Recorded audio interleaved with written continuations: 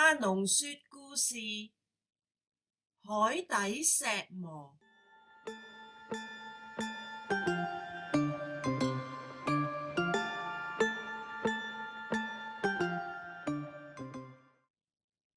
曾經有一個神奇的石磨，只要對它念一句咒語，它就會自己轉動，磨出細細的潔白的鹽來。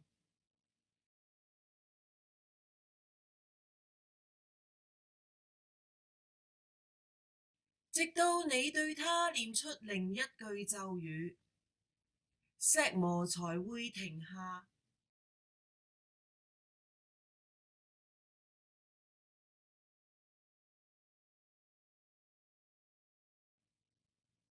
一個貪心的商人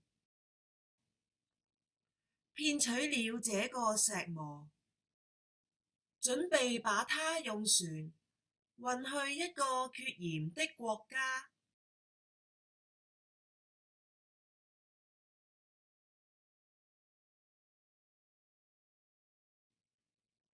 他用高價賣鹽，很快可以成為富翁。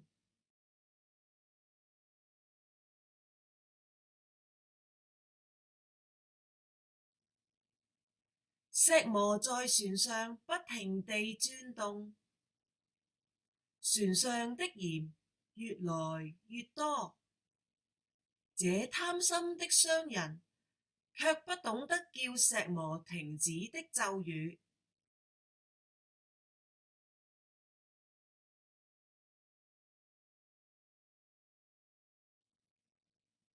結果太多的鹽使船負荷不起，商人、石磨和船都沉下海底。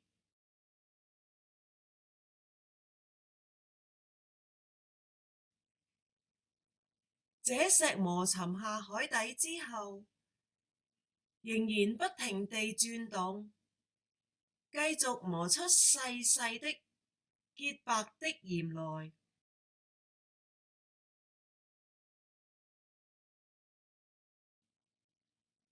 據說從前的海水並不像今天這麼鹹，只因為有了這個出鹽的石磨，海水才會鹹得發苦。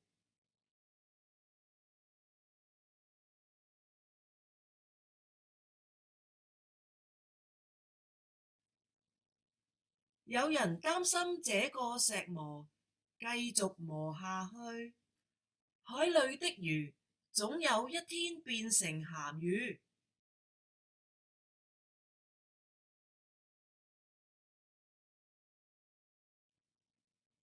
這個故事你或許聽過，下面的事情只有阿濃知道。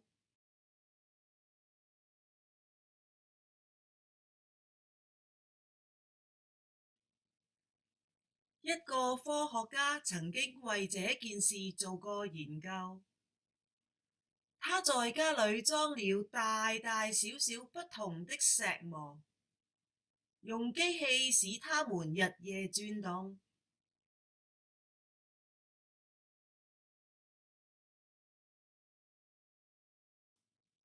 他發覺經過一段日子之後，所有的石磨都會磨損，變得越來越薄。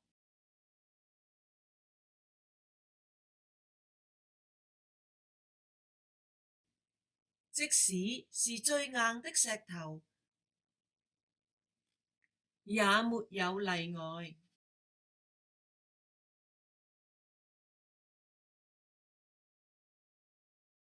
根據他的估計，那海底的石磨現在已經變得很薄很薄，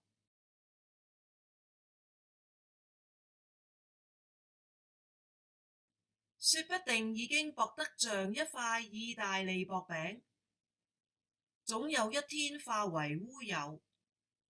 那時海水便不會越來越鹹，他叫我們大可放心。